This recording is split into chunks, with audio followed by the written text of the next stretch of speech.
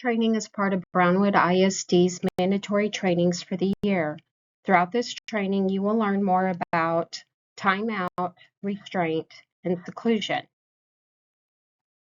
Please note that information in this presentation is critically important and may have legal implication for supporting students who receive special education services. In this section, we will discuss the legal requirements to document, track, and reflect on students' use of timeout and child safety holds or restraints. With behavioral needs tends to come with it a level of frustration and passion. We have to remember that behavior takes time and consistency for change to occur. There's a level of support at the campus, and additional support can be offered from the Office of Special Populations.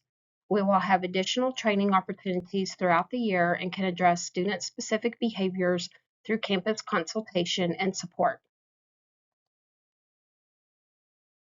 Our next section is extremely important as we are legally required to document, track, and reflect on students' use of timeout and restraints. A child safety hold or restraint of a student with a disability may be used only in a clearly defined emergency situation. Schools must inform parents when it becomes necessary to use restraints in an effort to protect the student, other students, or prevent serious property damage.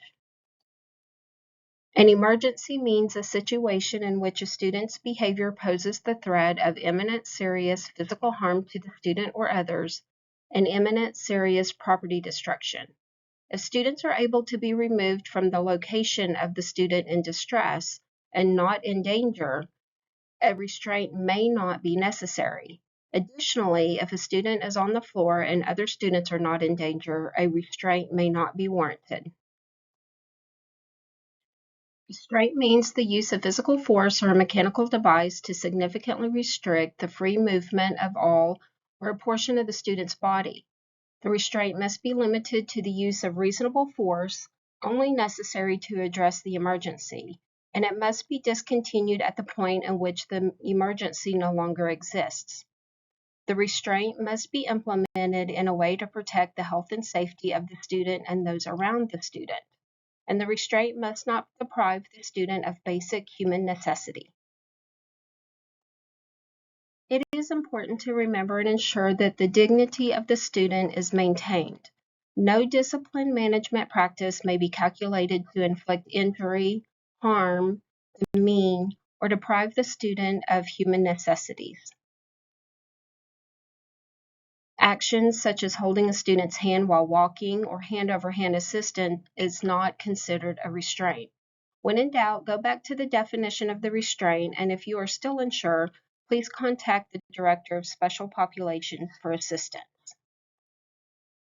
Brownwood ISD is legally required to ensure that we follow the necessary actions outlined in regulations for notifying parents when a restraint is used. On the day of the restraint, the campus administrator and the parent must be notified, and the student must be seen by the nurse before going home. Written documentation regarding the use of the restraint must be placed in the student's special education folder so the ARD committee may consider the impact of the student's behavior on learning and look at the potential creation or revision of a behavior intervention plan. Anyone who restrains a student must receive training within 30 days if they are not already trained. This is Brownwood ISD's restraint workflow, and it is located in the Special Populations Handbook for campus administrators and staff to reference.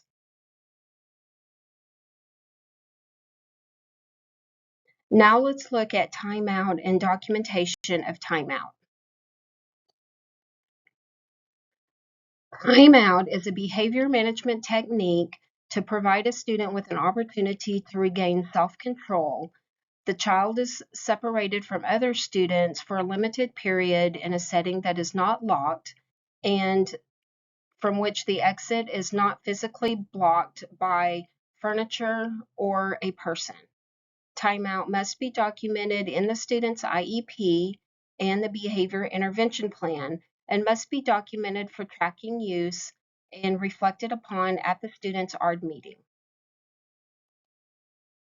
For students who have a BIB, schools will be required to document each use of timeout prompted by a behavior of the student specified in the student's plan, including a description of the behavior that prompted the use of timeout.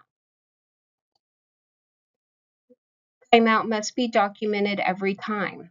Documentation or data collection regarding the use of timeout, if any, must be addressed in the BIB or the IEP, and the ARD committee must use any collected data to judge the effectiveness of the intervention. This was provided for a basis of making determinations regarding its continued use and make any changes that may be necessary. Campuses will be required to review timeout information during the ARD meeting. Please be sure that your campus has a process for documenting timeout for students. Use of timeout must not be implemented in a fashion that precludes the ability for the student to be involved and progress in the general curriculum, and they must be able to advance appropriately toward attaining their annual IEP goals. Timeout must be included in the student's IEP and the BIB if it is used on a recurrent basis to increase or decrease a targeted behavior. If you have a student who requires documentation on use of timeout, you will need to track the student's time in or out of this technique.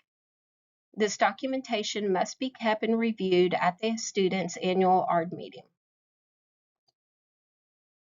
The use of seclusion in the state of Texas is illegal and will not be used in Brownwood ISD.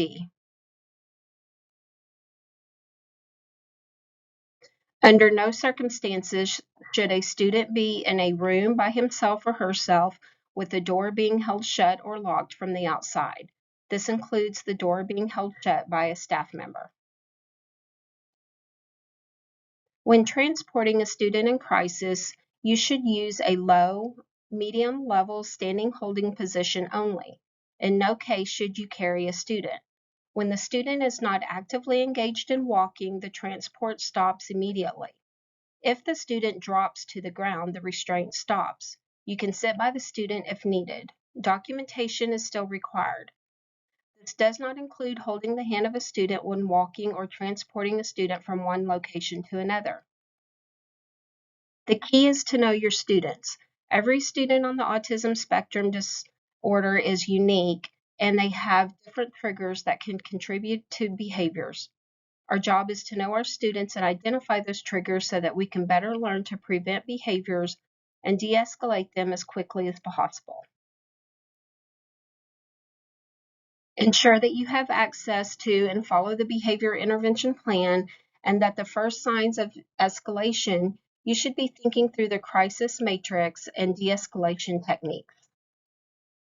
For our students with autism who are already escalated, some triggers may include transitions, eye contact, sensory overload, and having an audience. Allow students time to process the situation. Less is more when attempting to communicate with students in crisis. Don't try to engage verbally until the student is ready, and use nonverbal communication when attempting to de-escalate. Brownwood ISD has many staff members that you can reach out to in the event that you need any support specific to any students who are supported with our special educations department. All BISD procedures for special education programs can be found in the handbook. Our handbook can be found on the BISD Special Education website. You will need to be logged into your BISD Google account to access the handbook. The Office of Special Populations is committed to ensuring that our parents are partners in their child's education, as well as ensuring that staff is supported and have the tools to support students with disabilities in their classroom. You can contact your campus, special education staff, diagnostician, or our office for assistance.